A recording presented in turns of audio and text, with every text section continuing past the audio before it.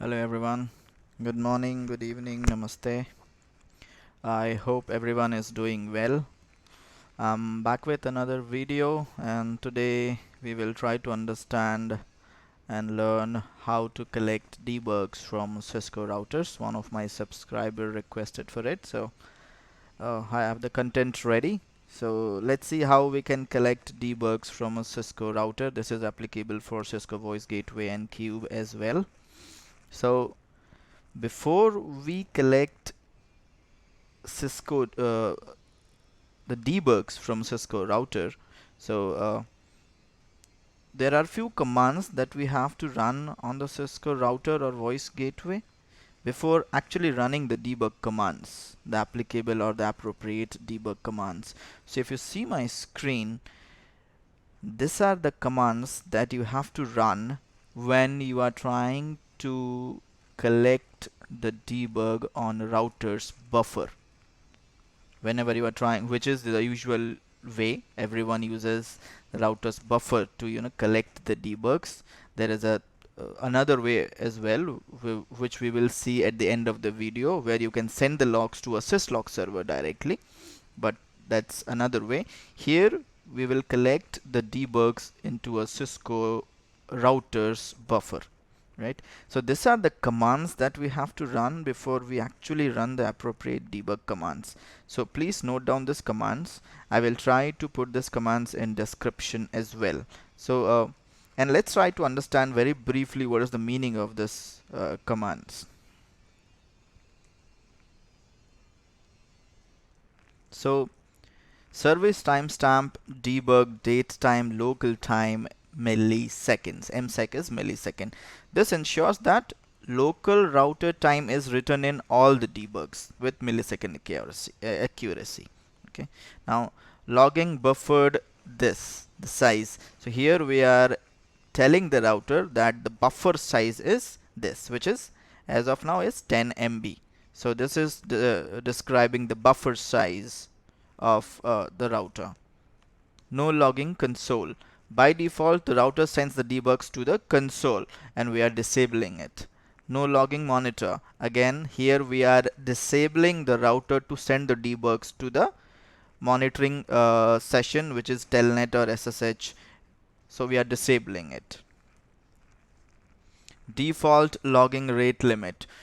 By default, this is the command we use to default the logging rate limit. I mean, we are using the rate limit, the logging rate limit in its default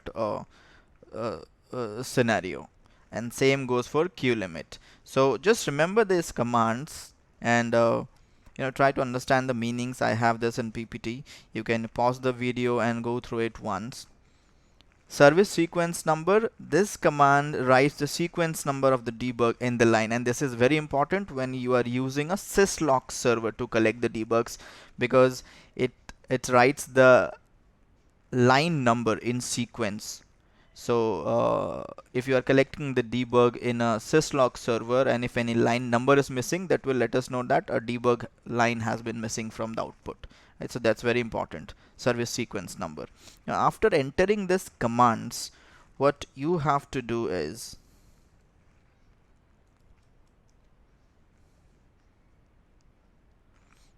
after entering this commands, the second thing that can be done is clear the log using the command clear log. So the clear log commands clear the old outputs or log which is there in the router's buffer. So it will clear all the old logs from the router's buffer. Then run the appropriate debug commands.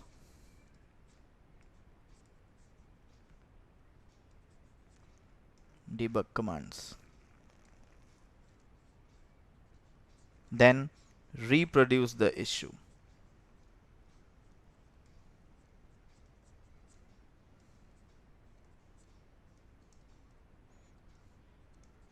After the issue is reproduced, the first thing that you should do is stop the debug running in the router. Never keep the debugs running all the times in the router. So stop the debugs. To stop the debugs, all the debugs at a time, the command is unall, which is undebug all. So either you can use unall or undebug all, anything. So this command stops all the debugs running in the router.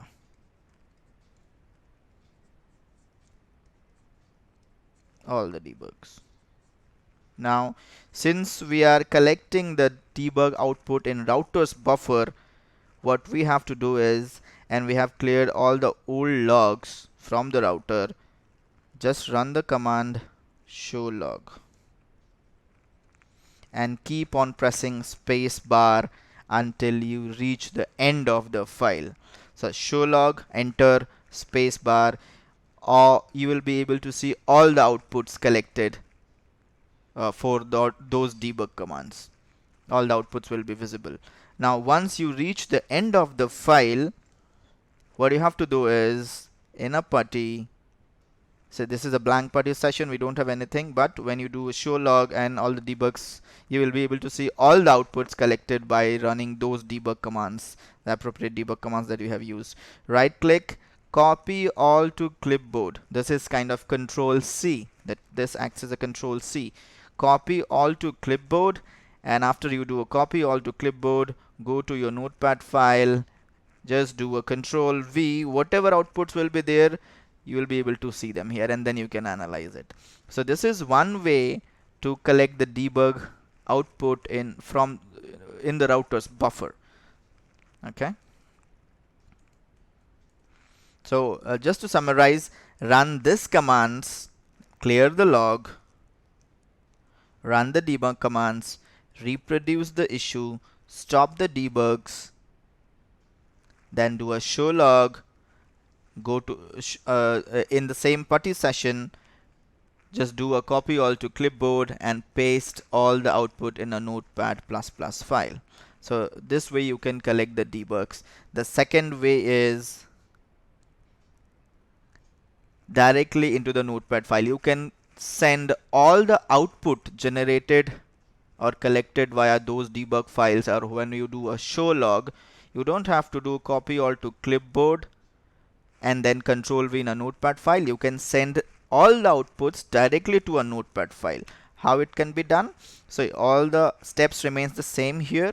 You have to run all those first commands, clear the log, run the debug commands, reproduce the issue, stop the debug, and then do show log. After you do show log, press keep on pressing the space bar, and when you reach the end of the file, right, all these outputs will go to a notepad file automatically. How? Before that, what we have to do is, before you start the entering the debug commands, just go to putty, change settings. There is an option of logging all session output, and you can choose a location here, and whenever you do, so you have to do this before you start collecting the before you start writing the debug commands, right?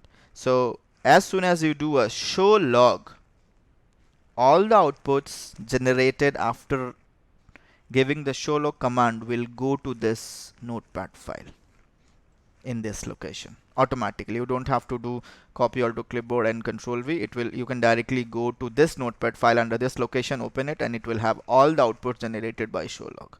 So this is the second way that can be done. The third or the last way is, it's needed when the issue is not reproducible, it's very intermittent, and you have to keep on running the debugs every time, which is not recommended. So we can do that only when you are trying to send the debug outputs to a syslog server. So to configure a syslog server, these are the commands that we can use. One of the recommended syslog server is Kiwi syslog server. I'll put this link in the description. So you can use this commands to configure a syslog server. And syslog servers are needed when your issue is highly intermittent. So here the debug commands, you will run all the debug commands after this commands, and your debug outputs will go to the syslog server directly, not to the router's buffer. So just to summarize, whenever you have an issue which is highly intermittent, you are not able to reproduce it at the moment, but it may reproduce at any point of time, you have to configure a syslog server.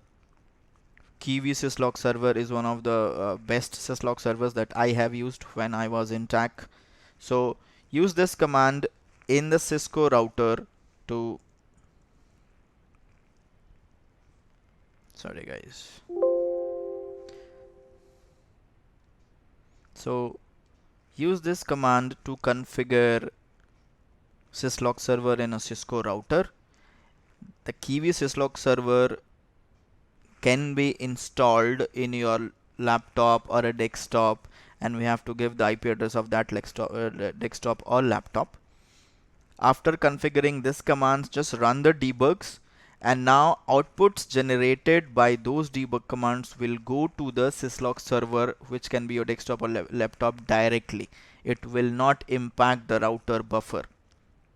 So that's why whenever you are trying to collect the debug output for for hours or maybe days, it's recommended to send the output to syslog server. You should not collect those outputs in a Cisco router, because that might impact the performance of a Cisco router, right? So these are the ways where we can collect the debugs from Cisco router in a router buffer using these commands, then clearing the log, running the debug commands, all those steps that I have given, and or sending the debug outputs to a syslog server, right? So these are the steps. This is all for now. Let me know if you have any questions or if you have any doubts. uh, you can ping me in chat, in comments, and I'll try to answer that. So till then, everyone, have a great day. Bye bye.